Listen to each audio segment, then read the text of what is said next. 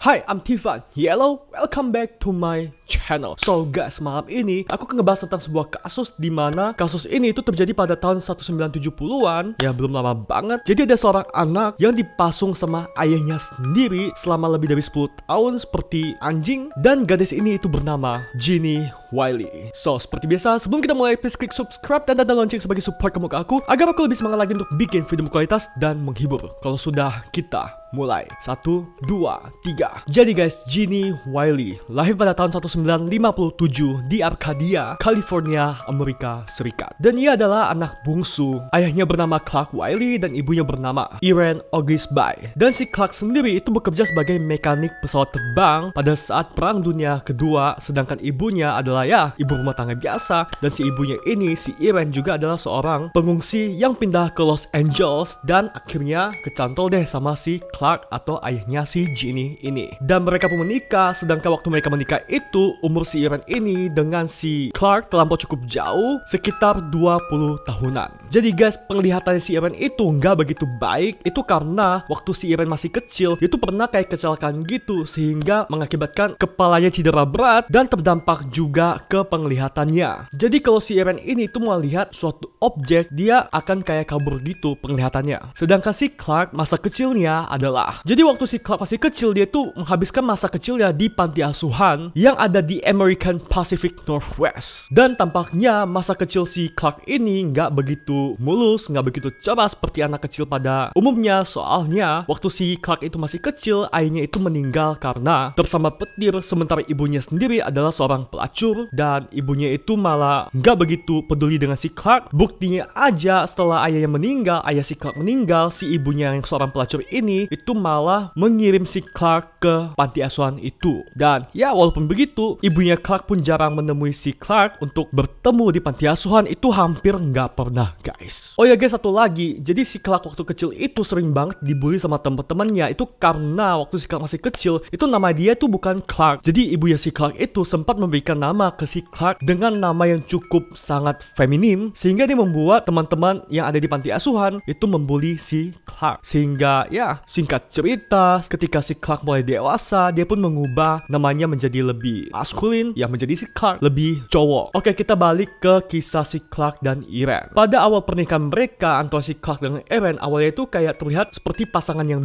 bahagia banget, romantis, namun ternyata enggak seperti itu, karena ternyata si Clark ini itu sering melakukan KDRT kepada si Irene. Jadi si Irene ini kayak sering ditabuk gitu saat si Clark lagi moodnya jelek. Dan singkat cerita lagi, jadi penglihatan si Irene ini tuh makin lama makin buruk, sehingga itu kayak ada katarak gitu di matanya, sampai salah satu retina di mata si Irene itu terlepas guys. Dan otomatis ini membuat dia sangat kesulitan untuk melihat dan sangat sekali bergantung kepada suaminya Clark. Oh ya guys, jadi si Clark ini itu sangat gak demen sama anak-anak karena dia menganggap anak-anak itu sangat berisik. Buktinya aja, setelah mereka menikah, Irene itu hamil. Dan saat Irene hamil, si Clark ini itu sering kayak mukulin si Irene agar kayak bayinya itu keguguran. Dan bahkan suatu ketika si Irene ini pernah dicekik sama Clark. Wow, sampai Irene hampir mati. Ya, dia lakuin itu karena dia bener-bener gak mau punya anak dan gak demen banget sama anak-anak. Namun gak tahu gimana, Irene tetap bertahan seperti Iron Man. Dan akhirnya Irene pun melahirkan anak pertama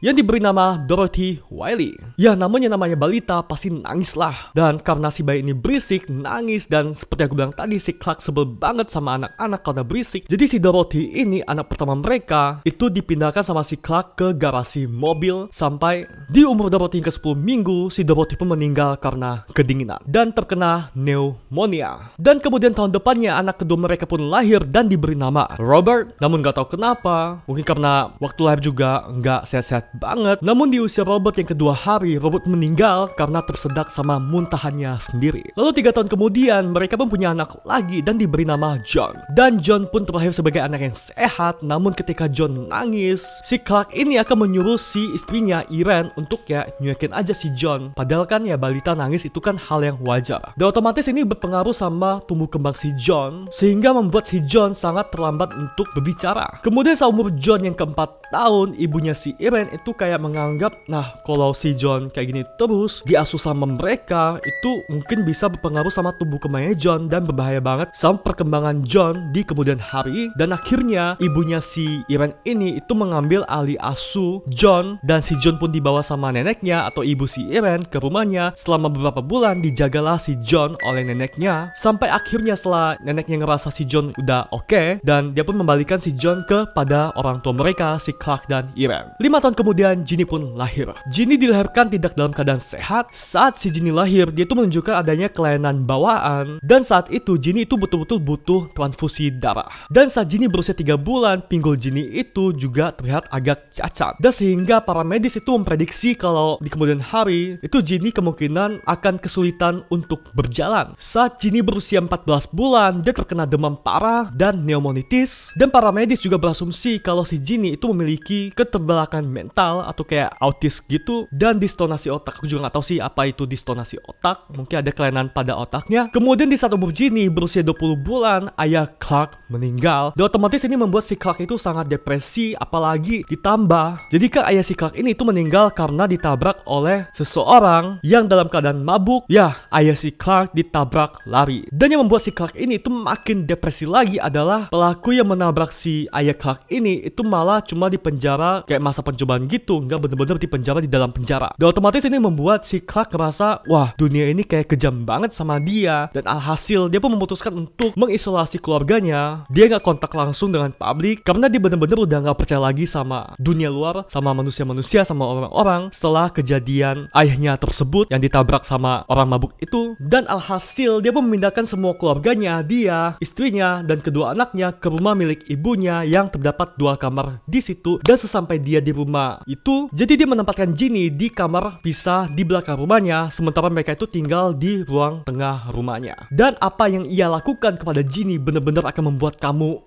wow. Saat siang hari, Clark akan mengikat Ginny di kursi toilet anak-anak, dan dia juga akan mengenakan si Ginny dengan baju pengekang yang biasa dipakai sama orang gila di rumah sakit jiwa selama 13 jam. Dan guys, saat diikat si Ginny ini cuma dipakein popok, dan otomatis ini membuat Ginny itu cuma bisa menggerakkan kakinya dan tangannya sedikit karena posisinya diikat. Kemudian saat malam hari, Ginny juga akan dipasung di tempat tidurnya dengan alat yang terbuat dari logam, sehingga ini benar-benar juga membuat Ginny saat malam hari itu kesulitan untuk bergerak. Bahkan suatu ketika, paling parahnya lagi, si Ginny itu pernah dibiarkan sama Clark terikat di kursi toilet duduknya selama semalaman penuh. Jadi kamu bisa bayangin gak sih, kamu duduk sama semalaman yang harusnya kamu tidur saat malam hari, tapi kamu berada di atas kursi toilet. Dan ya, si Ginny pun tidur dalam keadaan terduduk. Apa nggak pegel tuh? Dan paling aneh lagi, untuk membuat si Ginny diam, dia itu akan menggonggong seperti anjing, kayak ya seperti aku bilang tadi, si Clark ini kan gak demen banget sama hal-hal yang berisik gitu. Jadi dia akan menggonggong gitu kayak anjing kalau si Ginny ini tiba-tiba bikin suara saat dia diikat malam hari. Lalu si Clark ini itu juga kejam banget. Dia cuma memberikan sedikit makanan kepada Ginny, itu kayak makanan-makanan yang gak kenyang gitu, kayak bubur, sereal, makanan bayi. Ya pokoknya Ginny gak akan pernah kenyang, dan cuma dikasih sedikit doang. Dan biasanya si Clark ini juga akan menyuruh kakaknya si Ginny untuk menyuapi si Ginny, tapi dengan kayak cepat banget gitu. Dan kalau si Ginny ini itu memuntahkan makanannya, dia itu akan kayak melempar makanan tersebut ke muka Ginny. Namun malam hari, ibu Ginny itu kan kayak kasihan gitu sama Ginny, kayak kurang makan, mungkin dia lapar. Akhirnya dia pun diam-diam jam 11 malam kasih Ginny makanan tambahan ke kamarnya Ginny. Ya kalau sampai ketahuan sama si Clark, itu habis deh ibunya, digebukin. Jadi si Clark ini itu benar-benar benci banget sama kegaduhan. Buktinya aja, dia tuh nggak punya TV di rumahnya atau radio, dan dia juga itu sering duduk di tengah ruangan sambil membawa pistol untuk jaga-jaga kalau misalnya keluarga mereka dia mau kabur, dia bisa ngancam dengan pistol itu. Atau dia juga kayak jaga-jaga kalau misalnya ada orang luar dari rumah tersebut, tetangga-tetangganya yang mendekati rumah itu, dia akan mungkin mengancam dengan pistol tersebut agar mereka nggak memasuki rumah mereka. Wow. Bahkan guys, kalau misalnya si istrinya dan anaknya kalau mereka mau ngobrol, mereka itu bahkan harus minta izin dulu. Kemudian Irene dan John kalau misalnya mereka mau ngobrol, mereka itu dilarang juga ngobrol dekat dengan kamarnya si Ginny, sehingga ini membuat kamar Ginny itu benar-benar sunyi banget, dan otomatis ini mempengaruhi tumbuh kembangnya si Ginny yang membuat dia hampir nggak mengenali bahasa manusia dengan baik. Oh ya, jadi kamar si Ginny ini itu benar-benar gelap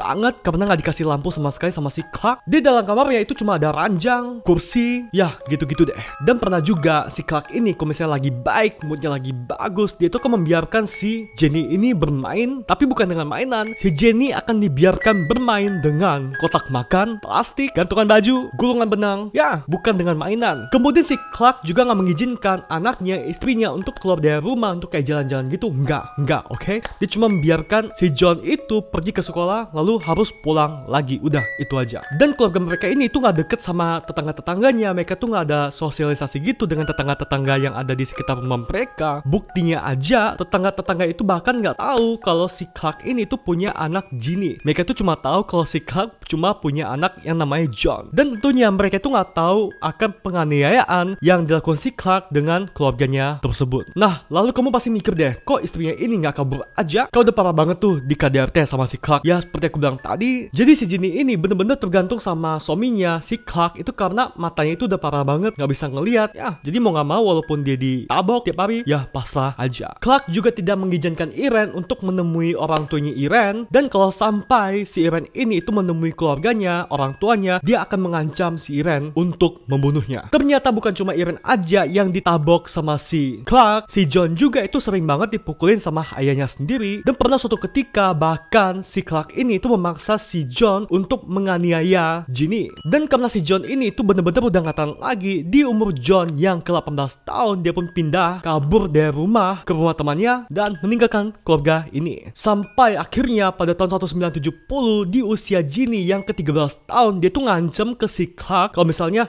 lu nggak kasih gua ketemu orang tua gua akan kabur. Dan akhirnya si Clark pun kayak ya udah nyerah. Dia izinkanlah si Irene untuk menemui orang tuanya. Dan ketika si Clark ini lagi keluar rumah ya, si Irene pun mengajak Ginny pergi ke rumah orang tuanya di Monterey Park. Buru-buru deh, mumpung si Clark lagi nggak di rumah. Terus nih pada tanggal 4 November, Irene kan sebenarnya berencana pergi ke Temple City, California untuk mengambil uang tunjangan bagi orang buta karena dia itu kan memiliki masa penglihatan di matanya. Dia ambil uang itu untuk melakukan pengobatan. Namun guys, karena dia itu nggak begitu jelas ngelihatnya, karena dia katarak, dia itu malah pergi ke kantor yang ada di sebelahnya. Sementara kantor yang dia masuk itu ternyata adalah kantor layanan sosial masyarakat. Sehingga waktu dia masuk nih ke kantor layanan sosial masyarakat itu, orang-orang di sana, petugas-petugas di sana itu ngelihat kok kayaknya mereka itu aneh. Mereka itu terlihat bener-bener kayak orang habis digebukin di KDRT. Udah itu mereka juga ngelihat kalau si Ginny ini tuh kok kayak anak bocah kayak 6-7 tahunan, padahal ternyata si Ginny ini sudah berusia 13